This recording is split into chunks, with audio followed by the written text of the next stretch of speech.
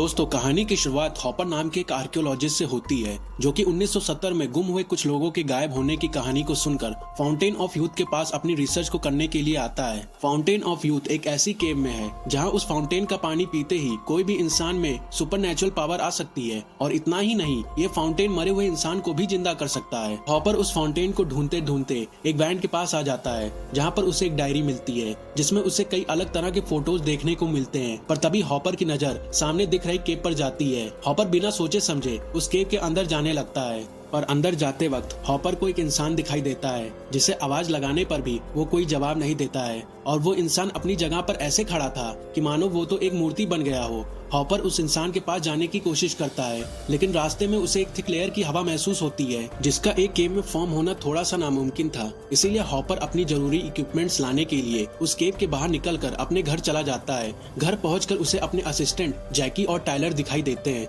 जो कि हॉपर से उसके नए प्रोजेक्ट में शामिल होने के लिए कहते हैं, लेकिन हॉपर उन्हें साफ साफ मना कर देता है क्योंकि वो नहीं चाहता था कि ऐसे जोखिम भरे रिसर्च में वो उन दोनों की भी जान को मुश्किल में डाले। लेकिन हॉपर उन्हें ये भी कहता है कि अगर वो उनसे 2 दिनों में वापस ना मिले तो वो लोग उसे ढूंढने के लिए फाउंटेन ऑफ यूथ नाम की जगह के पास आ सकते हैं। और इतना कहकर वो अपने घर के अंदर से उन जरूरी इक्विपमेंट्स को लेकर वापस उसी केव की ओर चला जाता है। वहाँ पहुंचकर वहाँ पर एक रस्सी की मदद से उसके अंदर एंटर करता है, लेकिन एंटर करते वक्त हॉपर का डॉग उस पर भौंकने लगता है जैसे कि मानो वो उसे उस जगह के अंदर जाने से रोक रहा हो। लेकिन इस बात को इग्नोर करके हॉपर उस केव के अंदर चला जाता है जहाँ पर वो उस हवा की थिक लेयर को भी पार कर लेता है। पर अब हमें कहानी में नया टर्न देखने को मिलता है जहाँ पर हॉपर को वो इंसान एज यूजुअल उस केव के अंदर जाते हुए दिख रहा था। और यही नहीं, हॉपर केव के एंट्रेंस को देखकर शॉक में पड़ जाता है क्योंकि केव के बाहर का दिन और रात तेजी से बीत रहा था। अब हमें नेक्स्ट सीन में टायलर और जैकी दिखाए जाते हैं जो कि हॉपर के गायब होने से बहुत परेशान होते हैं।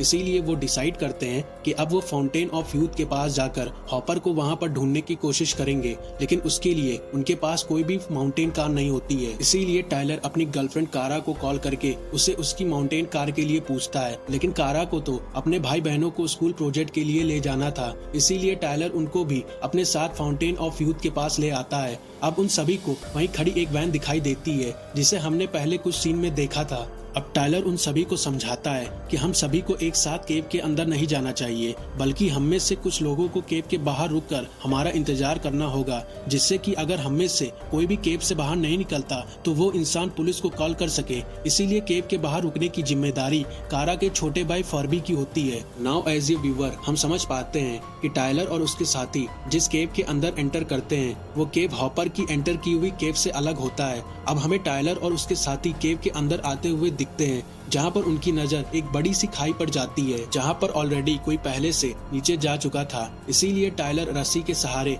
खाई के नीचे जाने का फैसला करता है जिससे वो खाई के नीचे की हालत को जान सके। अब नीचे उतरते वक्त हॉपर की तरह टायलर को भी हवा में एक थिक लेयर महसूस होता है, पर वो इस चीज को इग्नोर करके नीचे जाने लगता है। पर नीचे पहुंचकर उसे हॉपर का कोई भी क्लू नहीं मिलता, लेकिन तभी वो देखता है कि उसके सभी साथी एक एक करके नीचे आ जाते हैं। पर टायलर उन सभी को यहाँ नीचे आने से मना किया होता है, लेकिन उसके साथी टायलर को यह कहकर उसकी बात को इग्नोर कर देते हैं कि वो तो उसे कब से ऊपर आने के लिए कह रहे थे। पर टायलर उनके कोई भी सवाल का जवाब नहीं दे रहा था। इतना कहकर वो सभी लोग हॉपर को ढूंढने के लिए इधर उधर घूमने लगते हैं, पर कई कोशिश के बाद भी उनको हॉपर कहीं भी देखने को नहीं मिलता है। इसीलिए वो डिसाइड करते हैं वो हॉपर को इस गुफा के बाहर जाकर ढूंढेंगे। इसीलिए जैकी सबसे पहले उस रस्सी को चढ़ने की कोशिश करती है, पर चढ़ते वक्त वो रस्सी अपने आप ही टूट के नीचे आ जाती है जिससे जैकी को थोड़ी बहुत चोट लग जाती है। पर टायलर उस रस्सी को देखकर नोटिस करता है कि ये रस्सी तो अपने आप ही खराब होकर टूट गई, पर जैकी के हिसाब से तो ये रस्सी उसने न्यू खरीदी थी और आधे घंटे के अंदर एक नई रस्सी अपने आप कैसे खराब हो सकती है।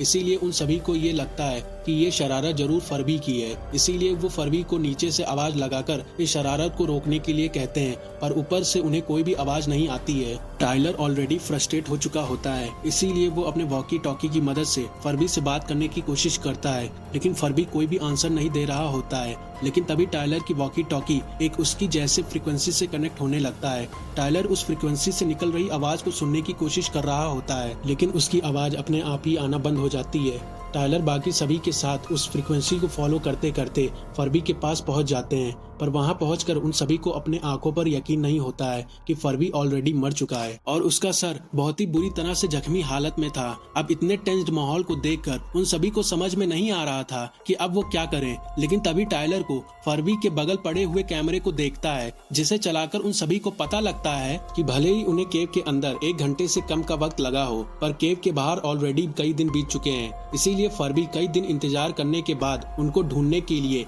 केव के अंदर आया था, पर टाइम के वैरी करने के कारण फर्बी की रस्सी पहले ही टूट जाती है, जिससे नीचे गिरकर वो बहुत घायल हो जाता है। पर तभी उस वीडियो में वो लोग नोटिस करते हैं कि असल में फर्बी की मौत नीचे गिरने से नहीं, बल्कि उसको मारने वाला कोई आदिवासी मानव होता है, जो कि बहुत ही बेरहमी से फर्बी के मुंह को पत्थर से मार मार के फोड़ देता है। इस वीडियो को देखकर सभी लोग बहुत ही ज्यादा घबरा जाते हैं और जैकी उनसे ये भी कहती है कि अगर वो इस केव के अंदर और भी ज्यादा देर तक ठहरेंगे तो उन सबकी मौत फर्बी की तरह हो सकती है। इसीलिए वो सभी डिसाइड करते हैं कि उनमें से कोई भी एक इस केव के बाहर निकलकर हमारी मदद के लिए किसी को बुलाएगा, जिससे हम सभी इस केव से आसानी से निकल सकें। इसीलिए केव के बाहर निकलने की जिम्मेदारी फर्बी की बहन कारा लेती है। कारा रस्सी के सहारे चढ़कर केव के बाहर तो आ जाती है, पर बाहर के नजारे को देखकर वो बहुत ही हैरान हो जाती है, क्योंकि जब वो सभी इस केव के अंदर एंटर किए थे तो केव चारों तरफ से जंगल से घिरा था, बट अब तो केव के चारों तरफ रेगिस्तान है। वहीं दूसरी तरफ अब केव के बाहर सांस लेने के लिए हवा भी जहरीली हो चुकी थी,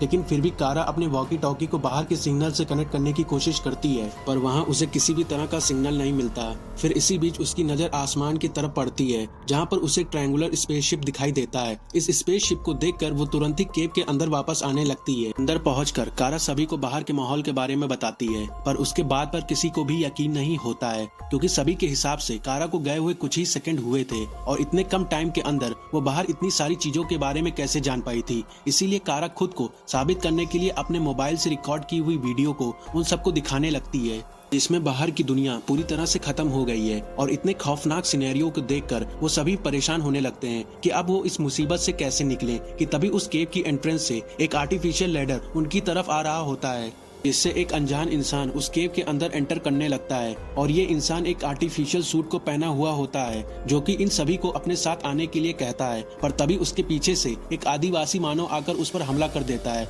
पर वो इंसान उस आदिवासी मानव को अपने गैजेट की मदद से वहीं पर मार देता है। और इतना देखते ही टायलर और उसके साथी तुरंत वहां से भाग जाते हैं और भागते भागते वो केव के और अंदर आने लगते हैं, जहां पर उन सभी को हॉपर के पेरेंट्स मरे हुए मिलते हैं और उनकी ये हालत करने वाला और कोई नहीं वही आदिवासी मानव होते हैं, जो कि टायलर और उन सभी को देखकर उन पर भी हमला करने लगते हैं, जिसमें टायलर को भी एक गहरा चोट लग जाता है, जिससे उसकी वहीं पर मौत हो जाती है। पर आगे हमें वही इंसान दिखाया जाता है जो कि उन लोगों का पीछा करते करते वहां पर भी पहुंच जाता है और वो टायलर की हालत को देखकर उससे पास ही में पड़े हुए एक सांप पानी में डुबो देता है, जिसे कुछ ही देर में टायलर वापस अपने आप जिंदा हो जाता है। एंड एज ए व्यूवर हम समझ पाते हैं कि ये पानी और कुछ नहीं, फाउंटेन ऑफ यूथ का पानी है, जिसे पीकर इंसान हमेशा के लिए अमर हो सकता है। और शायद इसी पानी के कारण पूरे केव के अलग अलग हिस्सों में टाइम भी अलग अलग तरह से काम कर रहा था। अब आगे की सीन में हम देखते हैं कि वो इंसान जिसने टायलर की जान बचाई हुई होती है, उसी पर बाकी सारे आदिवासी मानव हमला करने लगते हैं और उन्हीं में से एक आदिवासी उस इंसान की हेलमेट को तोड़ देता है, जिससे वो इंसान उस केव के अंदर सांस नहीं ले पा रहा होता है। इसीलिए वो टायलर और उसके साथियों को अपने पास बुलाकर उस टाइम की न्यूज को दिखाने लगता है जब से वो सभी लोग गायब थे,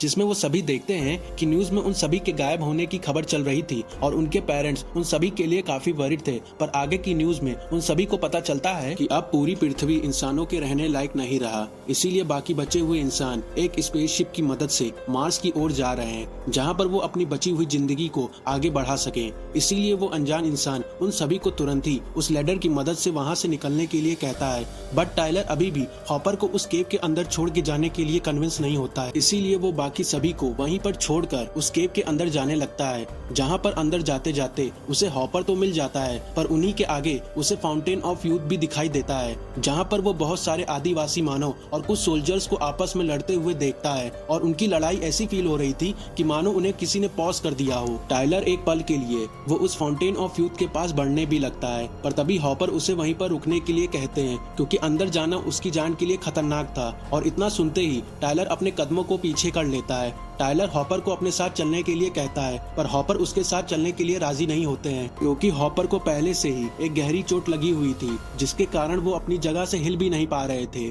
इसीलिए वो टायलर को समझाते हैं कि तुम लोग यहाँ से तुरंत निकल जाओ, मैं तुम लोगों के साथ इस केव से बाहर नहीं निकल पाऊंगा। और बहुत समझाने के बाद टायलर उनकी बात को मान जाता है और वो अपने बाकी साथियों के साथ उस हाईटेक लैडर पर चढ़ने लगता है। लेकिन चढ़ते वक्त कारा लैडर के टॉप एंड तक पहुंच जाती है जहां पर उसे पता चलता है कि केव के बाहर अब पूरी तरह से पानी भर चुका है जिसे पार करना शायद ही मुमकिन हो। लेकिन तभी उसे एक एलियन क्रिएचर का हाथ दिखाई देता है जिसके मदद से वो उस एंट्रेंस को पार कर लेती है। पर इसी बीच उस लैडर के पास एक आदिवासी मानव आकर उस लैडर के बटन को प्रेस कर देता है जिसके कारण वो लैडर अपने आप ही वहां से गायब हो जाता है, जिससे टायलर और उसके साथी एक पर्टिकुलर हाइट से केव की ओर गिरने लगते हैं। पर तभी उस केव के एंट्रेंस से बहुत सारी केबल्स के वायर आकर उन सभी को एक एक करके पकड़ने लगते हैं और इनकी मदद करने वाला और कोई नहीं कारा ही होती है जो कि एक हाईटेक सूट पहनकर अपने साथियों और वहां पर बचे हुए बाकी सभी लोगों को उसी ट्रायंगुलर स्पेसशिप पर ले आती है। नेक्स्ट सीन में हम फर्बी को होश में आते हुए देखते हैं जिसके साथ प्रोफेसर हॉपर भी मौजूद होते हैं और उन दोनों की हालत पहले से बहुत ठीक हो चुकी होती है।